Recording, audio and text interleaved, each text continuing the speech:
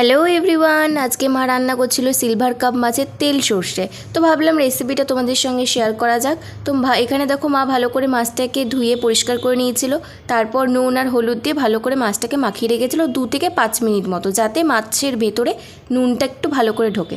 তারপরে 2 থেকে 5 মিনিট মতো নুন হলুদ মাখিয়ে রাখার পর মা মাছটাকে ভালো করে একটু ভেজে নিয়েছিল। এই মাছ বেশি কড়া করে ভাজতে হয় না, তাহলে খেতে বাজে লাগে।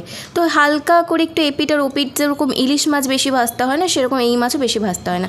মাছ ভাজার পর যেটুকুনি তেল বেঁচেছিল তার মধ্যেই মা একটু কালো জিরা আর তেজপাতা দিয়ে দিয়েছিল। আর এখানে একটা পেস্ট বানিয়ে নিয়েছিল, তার পেস্টের মধ্যে ছিল হচ্ছে টমেটো, পেঁয়াজ, লঙ্কা, সর্ষে। যেহেতু সর্ষে দেওয়া ছিল তাই বেশিক্ষণ ধরে এই মশলাটা কষায়নি।